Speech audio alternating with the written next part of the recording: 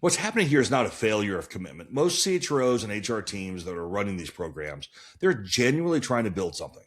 The failure is a misunderstanding of what culture actually is. It's not a feeling. It's not a set of values on the wall. It is not an engagement score. Culture is a pattern, and patterns are produced by systems, not statements.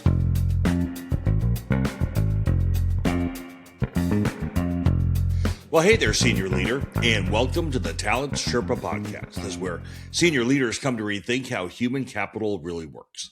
I'm your host, Jackson Lynch, and today we're going to be going through something that gets mishandled almost universally inside the enterprise. It's called culture, not the concept. That's pretty good. I'm talking about the mechanism, because most organizations have a very expensive and very sophisticated way of managing culture that produces almost no change in the actual pattern of behavior. And a CHRO who wants to own outcomes rather than manage programs needs to understand exactly why that is and what to do about it. That's what we're going to do today. But before we get started, let me ask you for a quick favor. If you find value in these conversations, please take a second and like, subscribe, and follow the Talent Sherpa podcast wherever you get your shows. It helps more senior leaders find the show, and it allows us to keep doing this work for the larger HR community. And one more quick word, I want to tell you about the Talent Sherpa Substack, because every week I write on human capital strategy for senior leaders. It's practical, it's direct, and it's built for the people actually doing this work at altitude. If you want the longer form thinking behind what you hear on the podcast, that's where you find it. Everything is at talentsherpa.substack.com, and you can also find tools at mytalentsherpa.com. Okay, let's dive into this one. This is going to be a doozy. As the kids say, a humdinger. So here's the pattern that I see inside organizations that believe that they are managing culture well and cannot understand why the behavior they want is not showing up. You know the drill. They run the survey, the scores come in, the results then get packaged up into themes, the dreaded task force forms, programs get designed, communication campaigns launch, the values get refreshed or publicly restated, the leadership development sessions incorporate the new culture message, and then the next survey comes around, and the pattern is, you guessed it, roughly the same. Sometimes the scores have improved a little bit because people have learned that the survey is coming and what answers are preferred. But the actual behavior, and I'm talking about how decisions get made and how conflict gets handled and how promotions get awarded and how performance get evaluated, all those things stay consistent with what it always was. Or as the talking heads always said, same as it never was. What's happening here is not a failure of commitment. Most CHROs and HR teams that are running these programs, they're genuinely trying to build something. The failure is a misunderstanding of what culture actually is. It's not a feeling. It's not a set of values on the wall. It is not an engagement score. Culture is a pattern, and patterns are produced by systems, not statements. More specifically, culture is decision residue. Every leadership decision leaves a deposit. Who got promoted and why? Who got called out and who got protected? What behaviors were rewarded in the last performance cycle? What was tolerated in the room when it should have been addressed? And over time, these deposits accumulate. They harden into assumptions. They become the operating logic of the organization, the unspoken answer to the question that every employee is constantly asking. What does it actually take to be successful here? Now, by the time the pattern shows up in a survey, you're looking at the accumulated results of months and years of choices. The survey is measuring residue. It's not measuring the source. So here's the first trap that most leaders fall into. They treat culture as a communications problem. If the values are not showing up in behavior, the assumption is that people just need to understand them better. So more training gets designed, more messaging gets crafted. The values get refreshed in more meetings and printed in more places. But people in most organizations, they kind of already know what the stated values are. The problem is not that they misunderstand them. The problem is that they have watched the actual decision pattern long enough to understand what the real pattern and what the real values are. And those two things are not usually the same. When an organization says it values collaboration and then consistently promotes the highest individual contributor regardless of how they treated the people around them, the workforce understands the instruction. The stated value was an aspiration. The promotion decision was the lesson. People follow the lesson, not the aspiration. Now, the second trap is measuring culture outcomes without naming the root cause of the culture causes. That's where many CHROs that I've worked with have gotten stuck. They can show the CEO the survey data and they can identify the themes. They can quantify the gap between the desired culture and the actual culture. That's great. But what they're not willing to do is name the decision, and specifically whose decisions are producing that gap. And without that conversation, the data produces programs, but not change. Now, I've watched organizations run culture diagnostics from, they have really super sophisticated tools and rigorous methodology. They produce detailed reports with statistically significant findings, and they present these findings in language so careful and neutral that the people in the room who created the pattern never once felt named by the data. The report was precise. The conversation was safe. The pattern continues. Now, the third trap is believing that culture ownership belongs at the program level.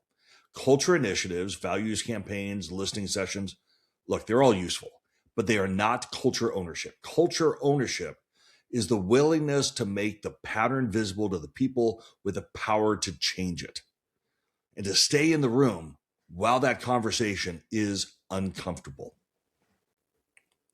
So here's the shift. Culture ownership is not a program management function. It's a diagnostic courage function. The CHRO who owns culture outcomes is accountable for making the actual pattern visible to the CEO, to the board, to the leadership team. Not just naming the gap. Name who's creating it. Naming which specific decisions, tolerances, and reward patterns are producing the behavior the business says it doesn't want. Now, that's a different job than running a survey and designing a culture initiative. It requires a different relationship with the data, and it really requires a different relationship with the CEO and a level of organizational courage that is genuinely uncomfortable because the decisions producing the cultural pattern are often being made by the people with more organizational gravitas or power than the CHRO. The framework that I use to clarify this is really direct. Culture is what gets rewarded, what gets tolerated, what gets punished. Everything else is aspirational marketing. And if you want to understand the actual culture of an organization, you don't read the value statement. You look at the last 12 months of promotion decisions, performance outcomes, leadership tolerance patterns. You audit your last 100 decisions. That data tells you precisely what the system is producing.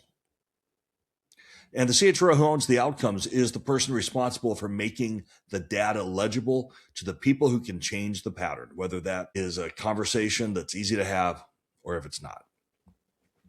So you're probably wondering, how do you do that? Here are 4 plays. Play number 1. You got to reframe the culture work from a survey management exercise to a decision pattern analysis. Stop leading with engagement scores and CEO and board conversations. Start leading instead with decision pattern analysis. This is hard, I get it, but what leaders are consistently producing the behaviors the business says it needs? Highlight them. Which leaders are producing the behaviors the business says it does not want? You got to talk about those guys too. Where are these two populations being treated differently by the reward and recognition system? And where are they being treated the same? That is a culture conversation. Survey is a proxy. Get to the source. Play number 2 is build a tolerance audit into your leadership review process. Tolerance, by the way, is the most under-examined driver of culture. What a leader visibly allows in the room, how they respond when a stated value is violated in a meeting that they're sitting in, it teaches the organization what is actually acceptable. Most organizations, they never examine this explicitly. So you can do it by starting and asking the question directly. What are we currently tolerating that we should not be? And who specifically is doing the tolerating? The answers are more diagnostic than any survey item that you will ever find. Here's play 3. Connect promotion decisions explicitly to the cultural pattern before the decision is final, not afterwards. Every promotion is a culture statement. The organization is going to watch who gets elevated, and they're going to draw very precise conclusions about what actually gets rewarded here. If the promotion slate consistently includes leaders whose behavior contradicts the stated culture, I got bad news. No program is ever going to close that gap. The CHRO who owns outcomes has a responsibility to make that connection visible to the CEO before the decision is made, not after. And that leverage lives in the decision, not in the debrief. And here's play 4. Have the named conversation. This is, I think, the hardest play and the most important one. Whether culture data points to a specific leader or a specific leadership pattern, the CHRO's job is to say it directly, not in coded language, not in data presented so carefully that no one in the room feels accountable. In clear terms, to the people with the power to act on it. That conversation will sometimes be with the CEO about a peer. Sometimes it's going to be with the board about the CEO. Rarely going to be comfortable. But organizations don't change their cultural pattern because a CHRO ran a good survey. They change it because someone was willing to say precisely and specifically what the data was showing and whose decisions were responsible for it. That is what culture ownership actually requires, not a better program. A willingness to be specific when specificity is uncomfortable. Now, I want to say this before we close. The CHROs that I have seen drive actual cultural change are not the ones with the most sophisticated culture surveys. The Gallup Q12 works just fine. They're the ones that are willing to name what the data was showing in the room where it mattered. That's a choice. The good news is it's available to you.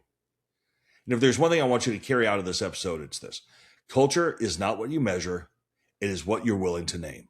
Because culture at its root cause, because is decision residue.